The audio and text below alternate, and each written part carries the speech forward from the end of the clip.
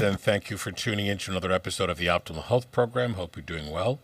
Today we've got a lot of good information to chat about. We'll talk about how copper is important for brain function, focus, concentration, memory. We'll also talk about exercise and how much exercise you should do, need to do, and how it's decreasing the risk of a variety of disorders. We'll be taking your questions and calls here, 1-888-420-9272, or of course just text Frankie, and he'll just keep everything flowing perfectly as he always does. For those of you who'd like to call the office, Garden City phone number is 516-794-0404, and as well the website, drcalapai.com. We'll show this throughout the course of the program today. We'll talk about the vitamin packs and how well that's working extremely well. And we'll talk about RPM, the remote patient monitoring mechanism, where we're expanding to some of this with bringing in a cooperative work with another company that's been doing this. So a lot of good information. First interesting study talks about exercise. And we all know that we should be doing some exercise every day. And every now and then you want to increase that activity, either the endurance component, the amount of time you're doing the activity, the intensity, because it creates far greater results with your body. This comes from Medical News Today, and research through a couple of different journals talks about exercising 150 minutes once to twice a week may lower your death risk by 33%. That's pretty amazing. Of course, 150 minutes is almost 3 hours, but, 2.5 hours of activity. We've been told that weekend warriors and people that just do something on the weekend, albeit somewhat vigorous, it's not enough, but it might be enough. So these are the studies that describe that.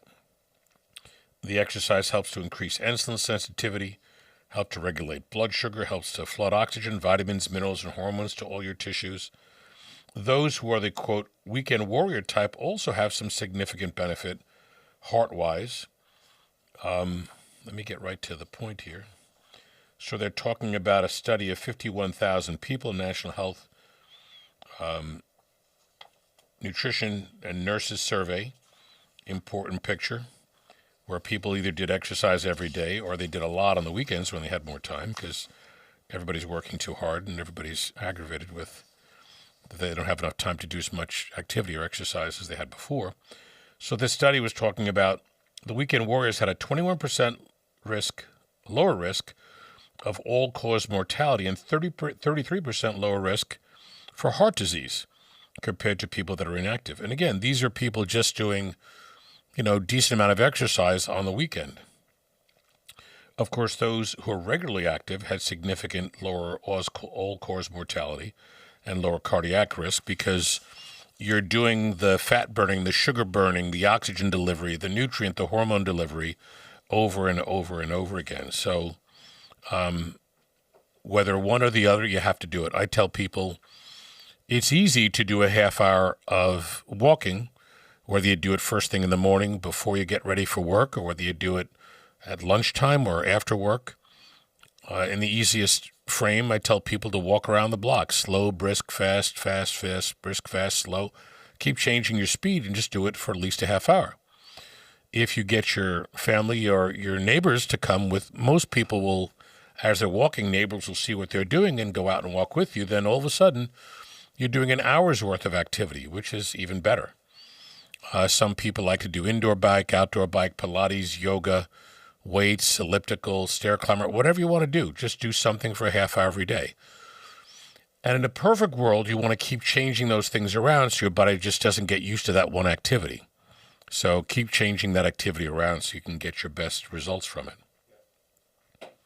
We got someone in the chat saying that they've started doing their brisk walks because of you, doctor. Awesome. Love it. That's what we want. Brisk walking every day. Love it. And, and when people start doing it, they don't stop because they feel so good with it. You're sleeping better. You have more energy, concentration, focus during the day. Everything gets better. The weight starts to come off. Cholesterol's burned down. So there are so many benefits to doing this daily activity and exercise. I think everyone should do it. I love going for bike rides. I've always been big on that. I've got a nice bike I bought at Bicycle Planet in Syosset, right across the parking lot from Lifetime Gym that I go to. And it's a great bike. They're lightweight now. They're not inexpensive. They're inexpensive bikes, but some of the better bikes are, a couple of bucks. And then you have these professional racing bikes, which are freakish, and they're like $7,000 to $10,000, $12,000, which I've never seen a bike for that kind of money. But I just found out about that. yeah, but they're, very modular and futuristic looking, and that's what these pros use. And obviously they need something that's going to last when they put that much strain and pressure on it. So, get a bike that's comfortable for you and comfortable at your price range. But it's a great way to continue to do the activity for long distance. Are people going to run for an hour, 2 hours? Not necessarily, unless you're a pro. But you can ride a bike for a long time because the bike is taking some of that movement and coordinating that and fine-tuning it for you. So I think the bike is a great idea. I like to do as many different things as I can. Weight train, bike. I was doing yoga for a while at a place in the town of Oyster Bay. And it was good. It was great for my stretch, for karate and for a variety of things. Great for sleep, focus, concentration. Every Tuesday night I have a full contact karate class that we do. I actually did a training this morning with one of my higher rank instructors, Tom, and we're preparing for what will be my next promotion test on Tuesday. So I'm very excited about that. But we got to show some videos. I'll have to, yeah. Well, you know what? I'll try and get some video from my test. Love it. And show people what it's like. It's pretty bizarre. People they can't believe what full contact karate really is or what it looks like. But it's invigorating. It's fun. And it's also, you get this sense of creating a great result with your body because you're able to do something. And some people get that from becoming a great skier or great at this or that or golf or et cetera, which I love golf as well. But the more different things you do that you get good at, it's just rewarding so that your body's able to do that, so I love it. So people can call in and tell us what your favorite exercise is. That's fun. See what people are doing out there. We have a question here. What are your thoughts on the carnivore diet? I've been on carnivore for 5 months. It cleared up my psoriasis, and I'm down 30 pounds. If it works, I think it's something that is terrific for you. So I've seen a lot of patients do that. And I've seen every diet that's ever, been around in the last 39 years. So some people love low carb, the way Atkins did it. Some people like the zone, which is a little bit more carb than I think that most people need. Keto and everything else. But carnivore now has become very popular because people are taking things out of their diet, on one hand, that might be irritating or inflaming them. And you might think that having the carnivore diet with lots of meat, and there are people that do it with, organic steak and chicken and fish and lamb and pork, etc., protein powders, they do extremely well with it. They lose a lot of that fat because you're not putting carbs in the way of burning the fat as a primary fuel. And they feel strong and healthy. Their muscles are doing well. And some people talk about changes in autoimmune phenomena. So I'm constantly looking and reading and researching on this. So for some people, it may work very well. I'm not saying you can do it your whole life, but for some people who do it for a significant period of time and they're continuing to get results, and when I check their blood work results are better. Triglycerides plummet. Triglycerides, can cause plaque. Cholesterol can plummet. LDL can plummet.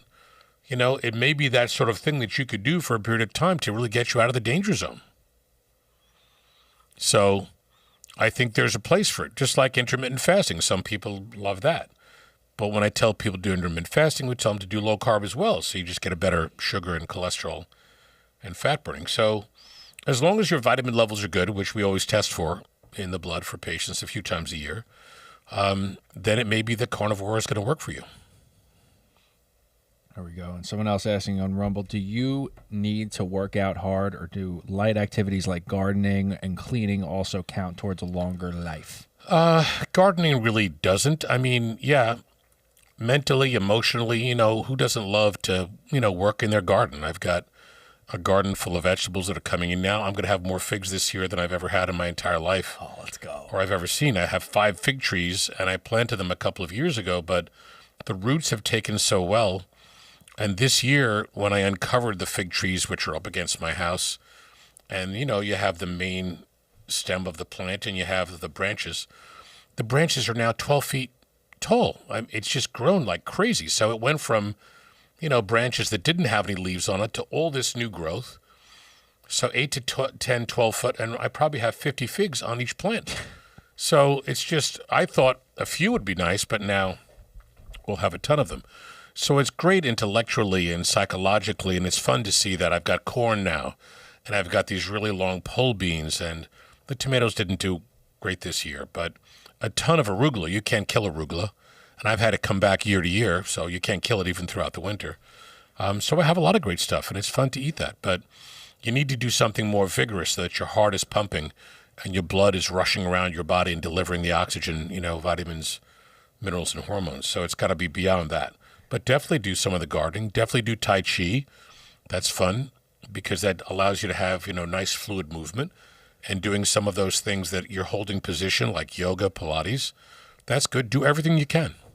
But you want to do something that's vigorous for a half hour nonstop because that'll get you your best cardio benefit. Well, you just mentioned something. What a beautiful natural problem to have. Arugula can't be killed. Oh, it's the best. Let it can't come. be killed. It's Keep awesome. coming. And this year, in the past few years, I got arugula from an Italian guy over on, what road is that? I guess it's Searingtown Road. So if you cross over Northern Boulevard and you go past St. Francis Hospital on the left, you go all the way up past a couple of nursing homes, a golf course on the left. It's sort of an elevated area. You're going up a hill, and it's a great little nursery. And they've got some of the best vegetables. I have my eggplant from there that came out great last year. Now I have this really cool, funky, like variegated color eggplant, which I've never had before, but it's there are ones with the purplish color and lavender stripes. It's really a white eggplant, which is a Sicilian eggplant. And the arugula is just invincible. So I think it's Bari's arugula, from Bari. So his seeds come from there, and that's why I think it grows so well. They say people from Bari now, don't take this the wrong way, are stubborn and hard-headed, and the arugula plants are stubborn and hard-headed. They will not die. They just continue to grow. And I put in 4 plants, and it's a massive amount of arugula. I could have a full arugula salad every day for the entire summer and into the fall, and it would still be more than enough, and it would still be growing. So that's awesome. For all my buddies, friends out there. And I just want to mention our carnivore friends that thank you. You just sold me. I will be setting up an appointment with you because my previous doctor was heavily against the carnivore diet. Well, doctors typically do not want to research anything other than what they learned in medical school. Yeah. So traditionally, doctors will say, oh, don't do this, don't have eggs, don't do, And the more I look at this information, the more I see patients who are doing it and track them and watch them and see their results, you're just getting so quickly out of that danger zone by getting rid of the carbs and, either taking, because we test people for food allergy all the time, taking food allergens out of the picture and tweaking their diet and watching to see how well they do. Why not?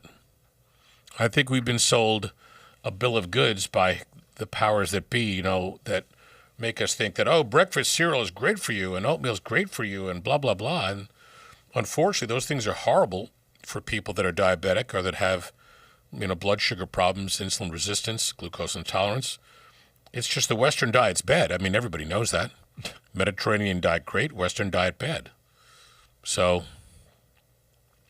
you have to look at things and research them and understand them, as I do, and I do for my patients, and we talk about them. So we're trying to get you the best results possible. And with this gentleman with the carnivore, yeah, it's working great for you. Why not? Might be a woman, but not 100%. Or a woman, yeah, it could be. We got this one. If someone hasn't been active most of their life, like my sister, is it possible to get longevity benefits by starting in their 50s or Absolutely. 60s? Absolutely.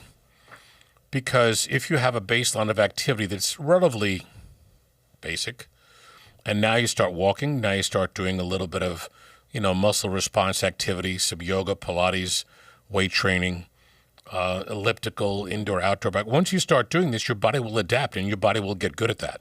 The human body is very flexible, very adaptable. So yeah, once you start doing that, you're burning things that are, the negative things in your blood, like your cholesterol, triglycerides, your blood sugar. And You always want to deliver lots of oxygen, vitamins, minerals, and hormones to your tissues. We talk about longevity with certain vitamins, but if those vitamins are now flooding your cells, that's far greater than just taking a vitamin and not doing the exercise. And you talk about the exercise here, 150 minutes, once or twice a week. If the exercise is there, you will get that result. Doesn't matter if you're starting at 50.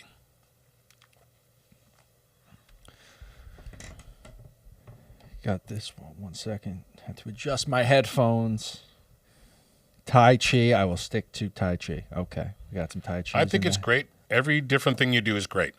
For Tai Chi, and people take a half hour, 40 minutes to do that, that's terrific. It's better than sitting around and not doing anything. But I would add on other things as well. Is it true that people who stay active can have a biological age that's younger than their actual age? Yes.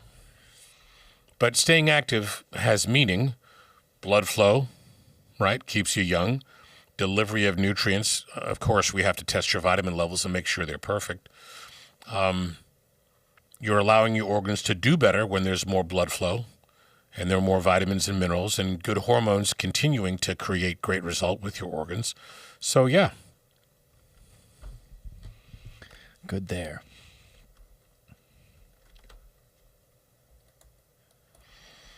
The other thing we spoke about right off the bat was copper intake. Important to look at that, and we check all your vitamins and minerals, and copper as well, because copper is important for brain function, for chemical signaling, messaging in your body, cognitive function. Talks about energy metabolism, neurotransmitter synthesis, antioxidant defense. So copper is important. Just magnesium, potassium, all of these things are. That's why we test for them. There are rarely some people that have copper metabolic issues or have too much copper, and those people will have these rings around their eye, around the iris. It's called Wilson's ring, Kaiser-Fleischer dysfunction with the copper, but that's very rare. So when we test vitamins, we put them in place, and we retest to make sure that recommendation is perfect. That's the only way to get your vitamins into the perfect range. I see people all day long, and for as long as I'm doing this, they take vitamins, but just randomly take stuff, and they think, I'm taking this for that.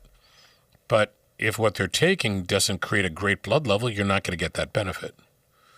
So it's not as though a vitamin is going to have the same effect as a painkiller. So let's say a painkiller, there are two painkillers. One will get rid of your pain within 10, 15 minutes. That's going to make it to market. It's going to sell like crazy.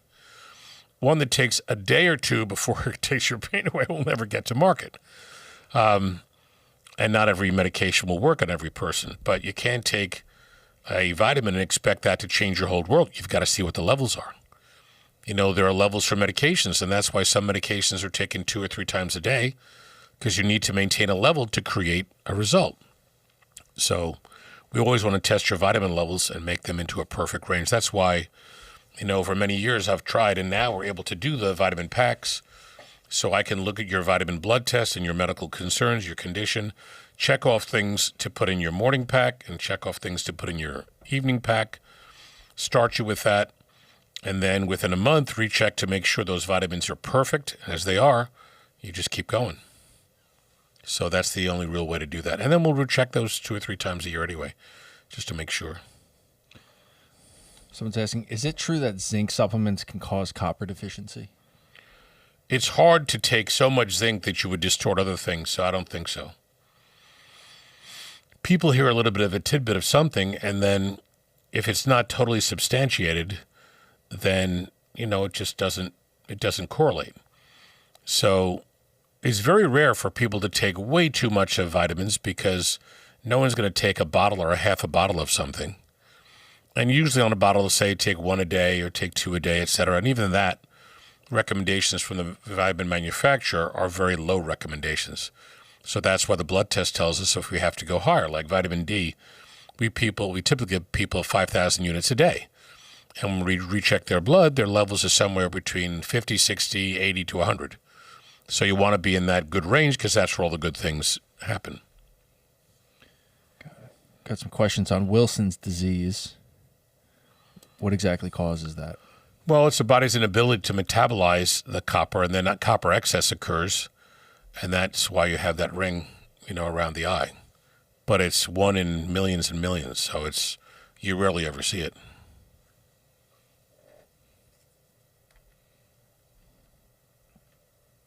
Is there someone's asking if there's any link between copper levels and Alzheimer risks or memory loss? Good question. So now that this study talks about copper being important for brain function, and let's say there are 10 or 15 different things that are important for brain function, like methyl B12, zinc, vitamin C, DHEA, etc. If you list all the things that deficiency can correlate with a decrease in the electrical function of your brain, well, yeah, then those things may have a bearing on that. Also, too much of other things like heavy metals, which most people have a decent amount of, if not a ton of, damage your cells in your brain, and aluminum is directly linked with Alzheimer's. So, yes. So too much of the bad things will contribute to that. Poor circulation or vascular problems can contribute to vascular dementia, and sometimes vascular dementia correlates with high homocysteine, which allows, plaque to exist and affect your blood vessels. And high homocysteine comes from low methyl B12, folate, B6, etc. So yeah, there's an interplay between vitamins, minerals, hormone decline absolutely correlates with memory decline and dementia. So I try to tell people to think of sort of a continuum, what's happening over time in many different areas. So from time A to B, or from 50 to 90. Your cells in every part of your body are decreasing in number. Your brain shrinks with age, of course, graying of your hair, wrinkling of your face. You can see your body age visibly on the outside, but on the inside, the same thing's happening, if not more. So when your brain starts to shrink and you have less cells, you're making less neurotransmitters. The more that happens, the worse you get. If heavy metals are on board and they damage the substantia nigra, then that individual may develop Parkinson's. If they damage areas of the visual and occipital lobe, then that could affect your vision. Memory, focus, aluminum directly correlates with Alzheimer's because you're damaging the way that you would make those neurotransmitters. And vitamin deficiency correlates with that as well. So if we look at that individual and we correct their vitamins and minerals and hormones, you'll see benefit. If we do a brain scan where we could look at electrically at the flow of the brain, and a person's connected by little wires, it's an EEG to a computer, and you're clicking on a button as fast as you can whenever you see a certain code on the computer. If you're slow to click, that means your brain speed may be slow. So you can look at all of this and then start taking steps to be able to create repair and benefit. There will be a new device out relatively soon because a gentleman that I know who's working in the medical space, they're talking about a pair of glasses you'd wear for 10 minutes a day, and it reads the speed of your brain. You do this at home, and then it goes to the doctor's computer, like remote patient monitoring. And if you look at that person week to week and month to month, and then you compare that with AI of a million other people who've done that same procedure, you can see if that person's going to develop dementia, memory loss, or Alzheimer's. So there's another new way to evaluate, brain speed. So these are terrific things, which we're going to implement as soon as we can, as soon as Medicare decides to cover. So the future is here. Yeah, these are things we want to have done at home so we can gather information, and we can see your blood pressure every day. We could see your blood sugar every day. We could see your pulse, your rate and rhythm of your heart, how many steps you're taking. So it's a genius way to have really good one-on-one connection with your doctor so that if we find issues or we get an alert because your sugar's high or low, blood pressure's high or low, we can call you and take steps to correct things rather than allowing this to become a problem and then you end up in the ER with a big mess. So that's the beauty of the remote patient management program. Unreal. We got a question left over from Copper. Can copper from water pipes actually be absorbed into our drinking water in harmful amounts? Well, we know lead can, and some of the components of solder, etc. So it's possible. We know plastics can leach out of water bottles, so yeah. And some of these things you may find if you have well water, there's more of these things that are coming into your system that you don't want. So you want to have that super filtered. So yeah, these things can come from all over the place. By the way, I just looked into Poland Spring. Poland Spring got their water from Poland Spring, a spring in Maine. And probably within 2 years of them opening, they drained it out completely, totally gone. And now what they do is, because they say it has to come from spring water, and springs are these, it's like rocks, and the water goes all the way down, and you drill out. So they're basically making all of these different springs and just pouring water in these rocks and picking them back up. And yeah, Oh, boy. yeah, crazy. Interesting. Very interesting. Water bottle gate, we'll call it. Water bottle gate. What do we got here? Hello. You got people questioning a lot. So someone's just asking that they've heard that too little of copper causes issues with cholesterol, too much copper causes problems with memory loss. Like, how do you figure out the perfect just level? Test it. This is what I've been saying every day for 39 years. So test your vitamins, mineral. Look at all that. If you're low, correct it. It's very rare for people to have levels that are just way too high.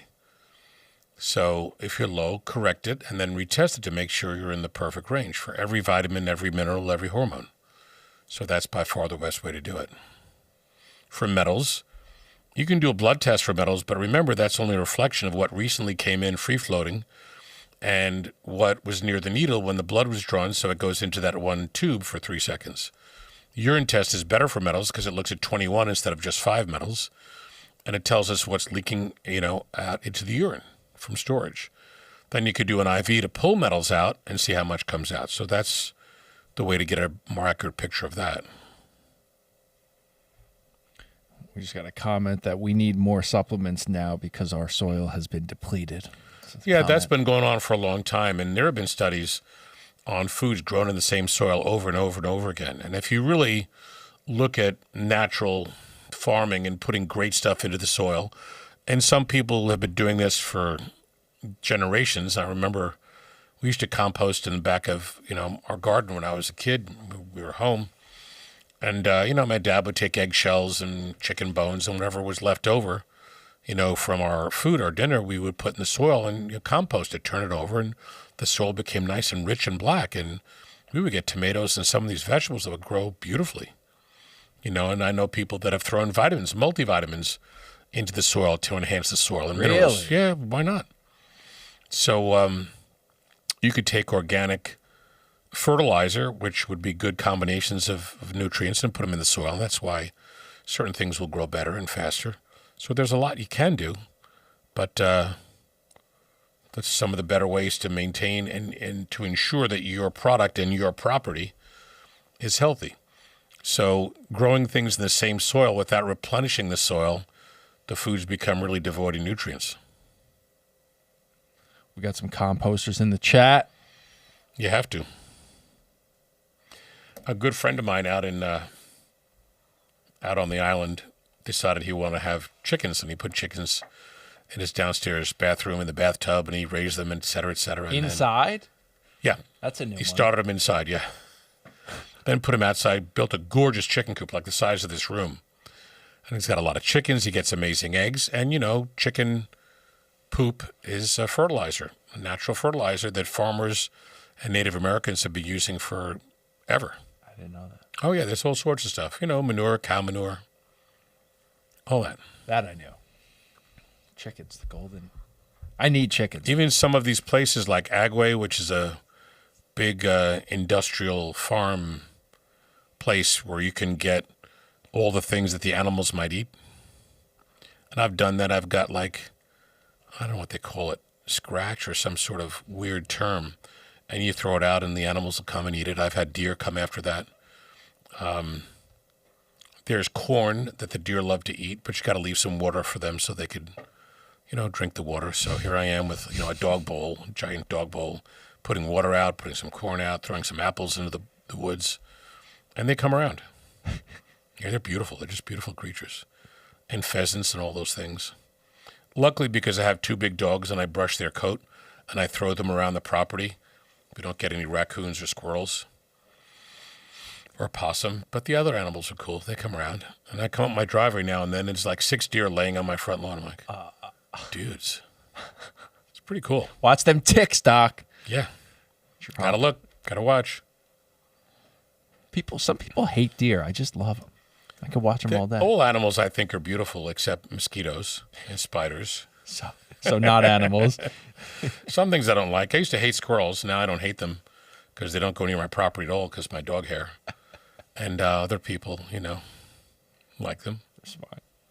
We have someone in the chat that said, I feed my chickens everything, and they eat it, including chicken. Oh, no. That's cannibalism. Yeah, people do that. I wonder what the chicken think of chicken. Does it taste like chicken? Do they know? Like, oh, this might I don't be know. One day. That's very interesting. I never thought about that. There's like a movie line from that. Something. What do you feed them? My dogs love chicken and turkey.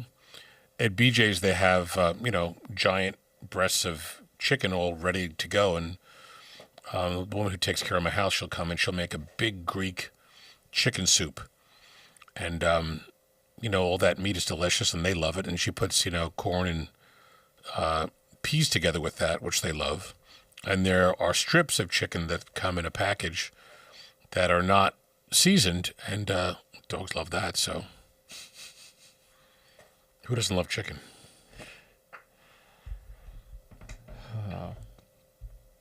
We've got the chat going.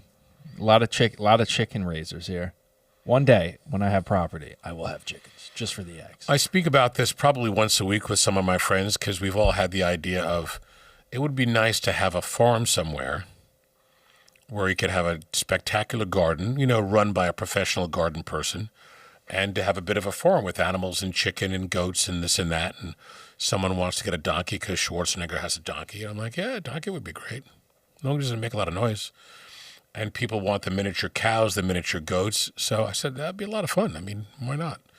My idea, too, is that it should be somewhere nice in the South where the weather's always good. Anywhere between Tennessee and Carolinas, Georgia, Texas, Florida, whatever. And have a river so you can fish. So you get 5 or 6 people together. May not be a hard thing to do. I saw a property last year in Texas that was gorgeous. Very big house. I guess it was in part one of those places you might go and have like a hunting thing go on. But there were areas of marsh. There was tons of place to fish. There were birds galore. Everything you could possibly want. I said, wow, that'd be really cool.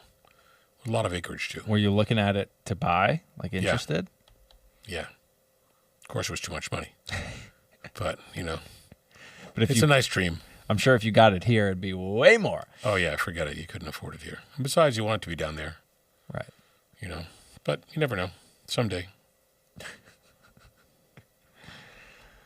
That was a nice little tangent on our part. Should we go to the video? We'll see. Yes, we should. We have a terrific video of a lovely lady who had really bad COPD. And she ended up, I've got to tell a friend, hey, we're on the podcast. I got to call you back. Put them live. So she had really bad COPD. She used to walk with one of those cool little carts down to the supermarket a few blocks away and couldn't do it anymore because her breathing was so bad, especially it was humid out. So she came in, we worked her up, corrected vitamins, minerals, hormones, did stem cell therapy intravenous, and we used a nebulizer. So the stem liquid was put into the chamber and was breathing it into her lungs. So you can see how well she's done. Since she did that, she stopped using her nebulizer relatively quickly, and then she was able to walk back and do her shopping. And she went to go see her grandchild at a soccer match or some sort of sporting event, was able to park the car, walk down the stairs, walk over to where they were, come back up, walk up with no problem. So she's got some great comments, I think, on the video. Before I had the treatment for stem cell with Dr. Calapai, I was having problems sleeping at night because I had tremendous pains in my legs. The most difficult thing for me was to walk up a set of stairs in my house. My legs became heavy and I became very tired when I got to the top of the stairs. I had difficulty going to the supermarket to shop and bring the groceries into the house. I went to a pulmonary specialist, and he said one of the things that I could do would be to take oxygen. This was in 2016. And I said, not now. Is there a rehab program that I could go through? And he signed me up in Oceanside for a pulmonary rehab program. And I ended up being one of the only people in the program who did not take oxygen. That is my major concern, that I do not have to use it. I had the treatment done in 2017 with Dr. Calapai, a year ago this August. My first notice of it was when I visited my son in Seattle, Washington. And I have 3 very young granddaughters, and they had a big soccer game. Well, Grandma likes to go to soccer games and see them, and it turned out it was down a hill, about a quarter of a mile from where we parked the car, and I looked at it, and years ago I would have said, oh my God, I can't do that. I have my granddaughters here, I'm going. Got out of the car, walked, nothing happened. I got down the hill, watched the game, had a ball, and then I found out, how am I going to get out of here? I had 4 sets of, say, 10 or 14 steps to get up to get out of there. I survived the whole thing. That was my first. And it's only been an uphill climb since. And as long as I don't have to take oxygen, I thank Dr. Calapai for that. It's a big program. You have to take your vitamins, you have to exercise, you have to follow through on whatever the regimens are, and you will see a difference. And I would say another that maybe a month and a half ago I went to visit my sister, and I hadn't seen her since May, and she said to me, Ma, you look pretty good. What happened? And I had lost weight. And I did gain weight from when I was first diagnosed until I came to Dr. Calapai, and I followed his low-cal diet, and I've lost 25 pounds.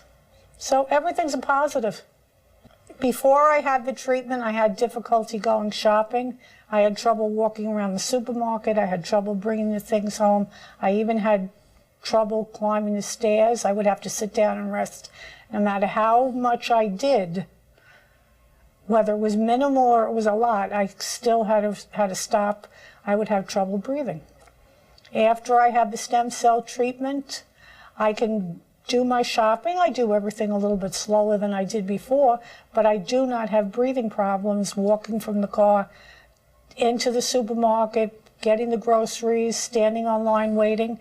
I can walk around the block, which I do every day, and I couldn't do that before. Part of it is Dr. Calapai takes blood tests in the beginning, and he tells you what vitamins you need, and I went on the regimen, and I take the vitamins every day, and I wasn't just, I woke up and relaxed when I woke up once the pains went out of my leg, and the vitamins were working, and I wasn't as tired. I didn't need a nap every day either. I mean, I eat the proper foods. Everything goes hand in hand. You have to have everything to make the program work. You just can't do one thing. You can't come here and just get stem cell treatment and expect it to affect the whole body unless you follow the entire regimen that he gave you. And when I did follow the diet, the vitamins, and the treatment, it works. That's wonderful. It's such a great story. Wow. Love to. And she still comes in. I see her every couple of months, 3 or 4 months.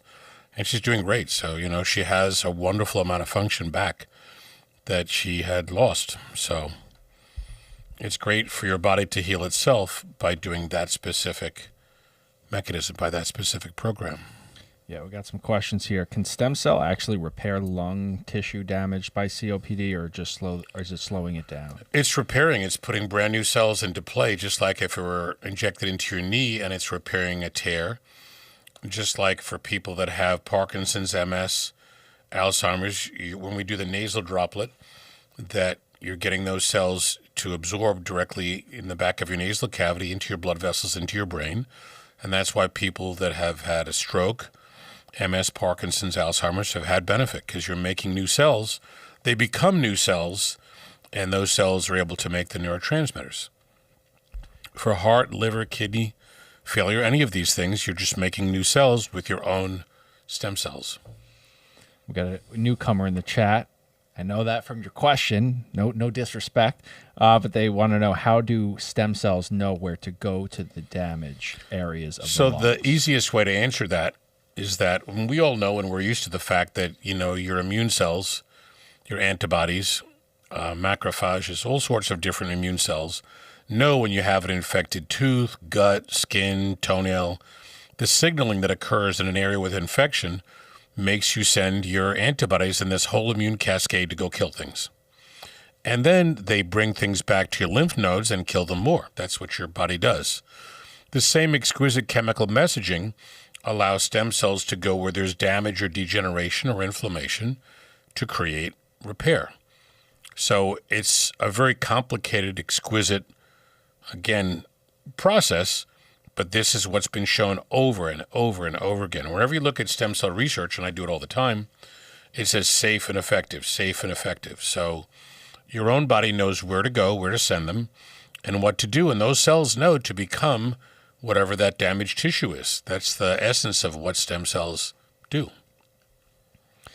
Someone said, you mentioned she still comes around. Does stem cell therapy for COPD need to be repeated, or can one treatment last for years? It depends upon the individual. Most of our patients will do one treatment. There are some stroke and MS and Parkinson's patients who've done a second one a year later because they got good results with the first one. They want to do it again. So you can. And there are some people who have no medical problems that want to do it because they just want to have younger functioning organs. So it depends upon the severity of the problem.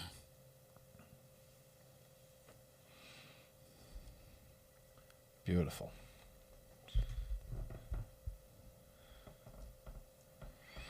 But again, it's just as the patient was saying a moment ago, to get your best result, we want to look at the entire picture and fine-tune your diet, get your vitamins, minerals, and hormones in perfect range, do the exercise, do all the things that make your body healthy and strong, and allow those cells to do their unique job, which is to create repair and to become brand new cells of that damaged tissue. Someone said, "You're awesome, Doc. Love watching you." Thank you. Tell your family, your friends, everybody. There we go. About our program here and about what we're doing and the website and the phone number. Sure, we love to help people out, so that's why we love to chat with everybody. Let's see what else we got. Any questions, guys? Let them rip. How soon would someone notice a difference in their breathing? Well, another video we have is a gentleman that left the office that day and forgot to use his nebulizer. He walked out to the car and just did his thing and, went to work and blah, blah, blah. And I think his wife was saying, "Hey, you haven't used your nebulizer at all," because he was using it a lot, 2 or 3 times a day because he felt tight. And when he walked, he couldn't catch his breath. So the wife started to notice that he was doing these things. They would go for walks in the evening, and he wasn't using nebulizer. So that was as quick as I've ever heard or thought it to be. So it was the same day. That just shows you how nicely STEM can shut down some of the inflammatory cascade and start to create repair. And I mean, repair doesn't happen overnight. It may take time, but sometimes the inflammatory cascade is decreased and people start to feel results, quicker than we'd expect. Right. I remember one of your patients who came on the program was talking about just like even the colors after having the stem cells, like everything looked so much more vivid. Yeah, the gentleman that we interviewed a while back who had a stroke, a really bad basal ganglia stroke, his vision and peripheral vision and color vision came back really nicely. So your brain, controls every part of your body, every millimeter of your body. So to get better brain function, gets more neurotransmitters, gets more electrical flow from your brain to your entire body. So that's why it's so important.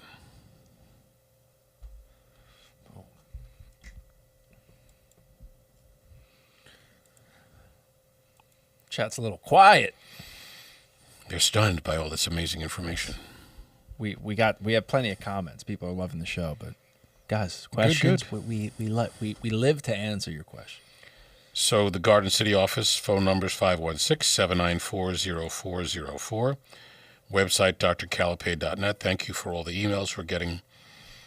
We spoke about the vitamin packs. We spoke a little bit about RPM and our ability now for Medicare patients to be able to track their blood pressure, their sugars, their oxygen, their heart rate, to all this at home. Press a button, Everything goes directly to our computer, so we can watch and see what people are doing, which is a terrific ability.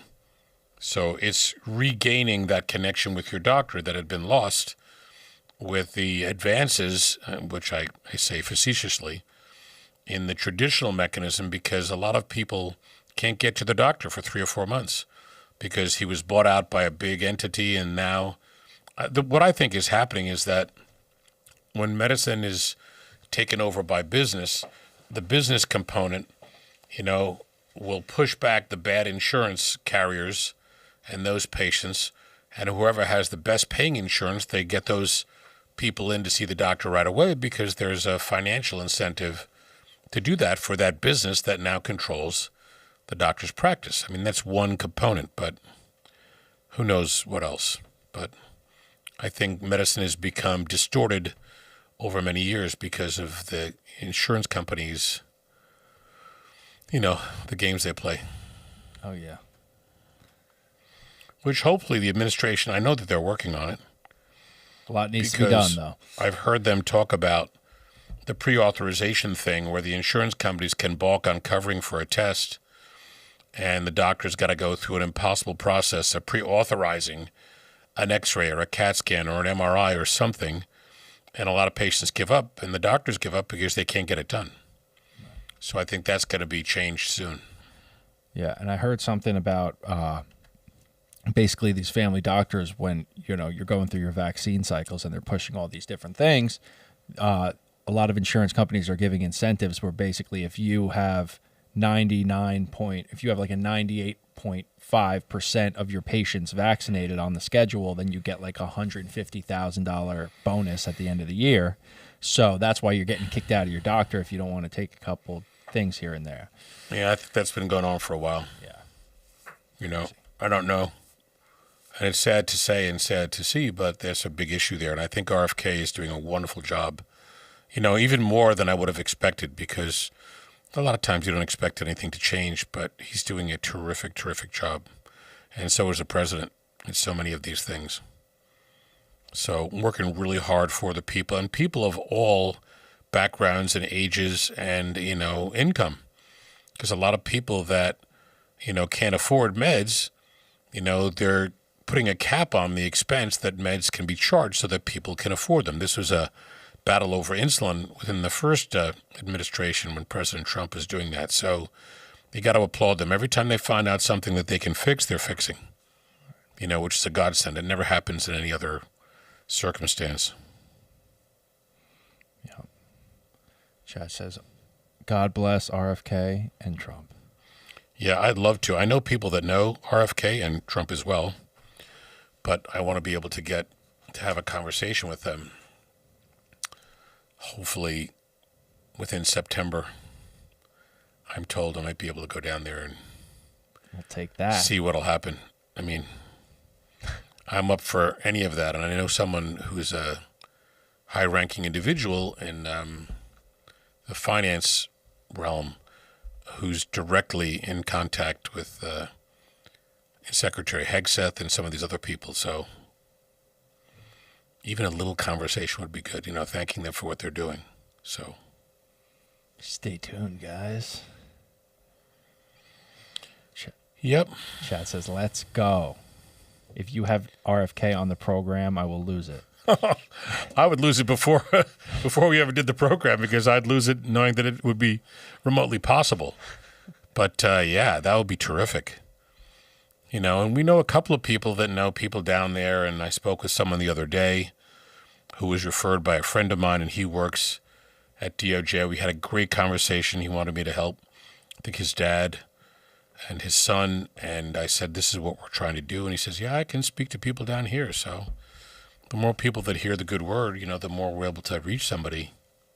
It'd be a dream to reach people that, have the ability to make that change, Oh, yeah. Yeah, just got to keep praying. Oh, I am. Yep. Okay, well, it looks like we've had a lot of calls. We got a lot of great information today. Garden City office, 516-794-0404. Website, drcalapai.com. Keep sending the questions and calling us. We love it. Think about the vitamin mechanism. Even for people that can't get to the office, we do telehealth, a lot of telehealth, and we can send a lab to your home and get your blood work done, review that, get you on the perfect vitamin recommendations. The remote patient monitoring for all of our Medicare friends, certainly a terrific way to keep a great track of your vitals and things to prevent disease from progressing. So we love it. Thank you for watching. God bless you all. Have a wonderful day.